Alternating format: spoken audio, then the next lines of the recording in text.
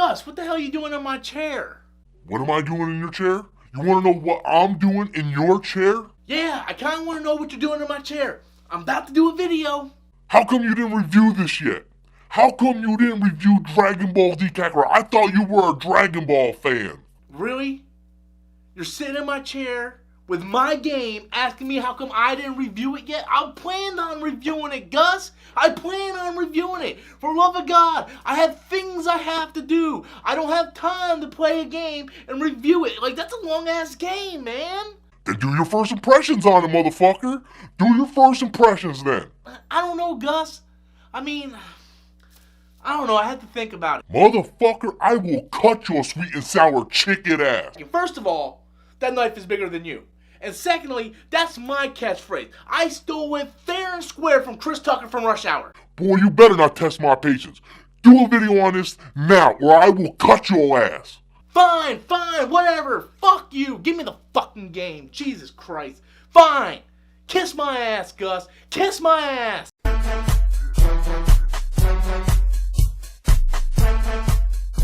Hey everybody, welcome back to the channel once again. I am Robert Storms. If you're new to the channel, you're finding me for the very first time, please do me a huge favor, hit the like button of this video, subscribe, that way you guys stay updated on all future content here on the channel. So today, I'm going to give my first impressions on Dragon Ball Z Kakarot.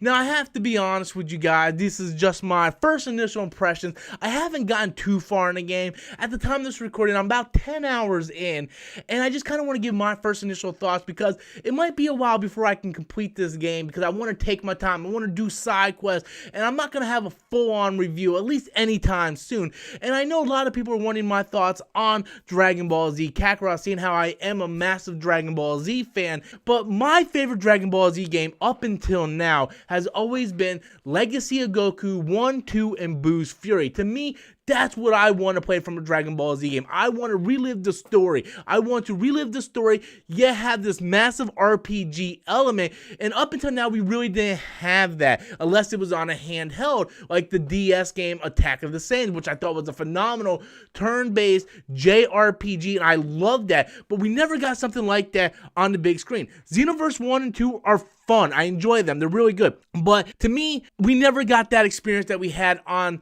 the Game Boy Advance. And I wanted that experience. And luckily, we got that with Dragon Ball Z Kakarot. Dragon Ball Z Kakarot, I can definitively say, as of now, officially dethroned Dragon Ball FighterZ and Legacy of Goku 2 as my favorite Dragon Ball Z game of all time. What Bandai Namco was able to do with this game is nothing short of phenomenal. It's basically taking Legacy of Goku 2 and Boo's Fury and putting it on a home console, a modern day home console on the PS4, Xbox One, giving us up-to-date graphics, great cinematic cutscenes, and making it that RPG that we all want. So let's talk about the fighting mechanics first, because this was the one thing I was most worried about, because all the reviews I watched said, oh, this is basically just an RPG open world game with a mix of Xenoverse into it. I'm like, oh man, I don't know how I feel about that. I'm not the biggest fan of the Xenoverse fight mechanics. That's one reason why I don't go back and replay those games a lot, because I'm not a massive fan of those controls. I don't like those controls.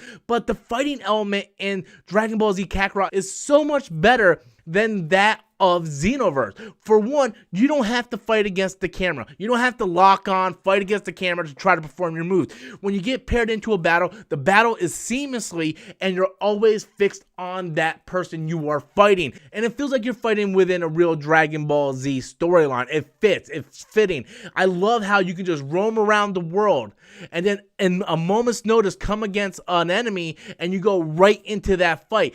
At first, I thought there was a huge learning curve, but once I figured out the fighting mechanics, it feels so natural. I love the fighting mechanics that they decided to go with this game. And like I said, the game that I'm going to keep on referencing back to is Legacy of Goku 2. This game feels like a modern day, up-to-date version of Legacy of Goku 2, and that's what I've been looking for. Now, I'm about 10 hours in this game right now, and I have still not faced against Nappa and Vegeta. And to be honest with you, that's fine. I am having so much fun just doing side quests, leveling up, level grinding, and just experiencing this world, flying around, and doing all these different things. I love that about the game, that I can play at my own pace. This is going through the entire entire Saiyan Saga, Frieza Saga, Cell Saga, and Boo Saga. So I got a long way to go before I complete this game, but I'm not in a rush to complete this game. I want to play. I want to savor it, much like I did with Legacy of Goku 2 and Boo's Fury. I love those games. I enjoyed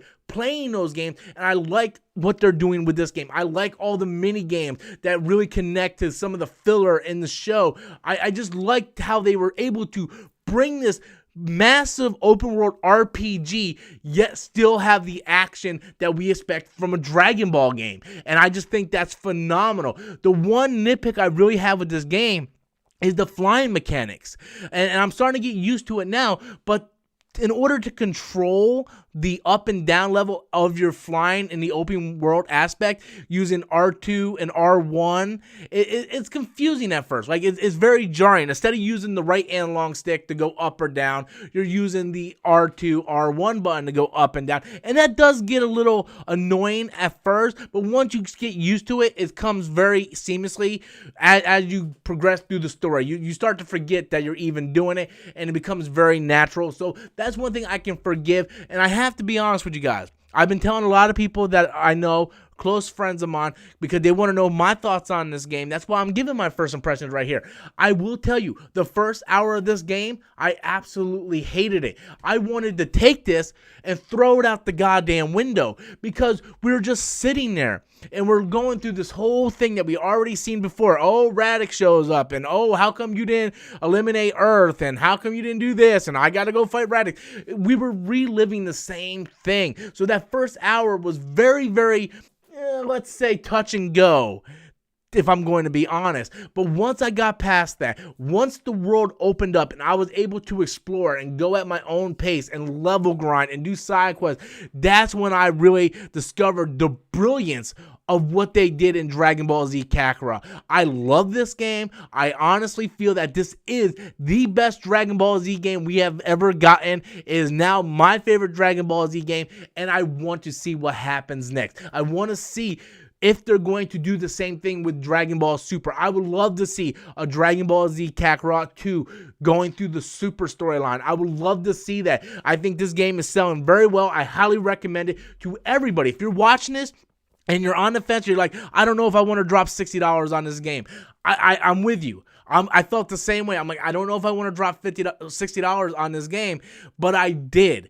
and I'm happy that I did, because it's a phenomenal game. It's absolutely phenomenal. I'm having a blast, and I'm enjoying every minute playing with this game, and I am super excited to end this video and go jump back on and continue on this story, because I just find every moment that I'm playing this game just so much fun, and that's the thing I want to experience, is fun playing a Dragon Ball game again. Just like I had fun years ago when I was sitting in my bed, living at home, playing Legacy of Goku 2. I hope this first impressions video kind of gives you an idea of what to expect from the game, and hopefully this encourages you to at least rent it or pick up the game. If you have played the game, be sure to leave your comments in the comment box below. Tell me what you guys think. Have you played Dragon Ball Z Kakarot? Are you looking forward to playing Dragon Ball Z Kakarot? Leave those comments in the comment box below, guys. And until next time, as always, I'm Robert Storms, and that's my opinion.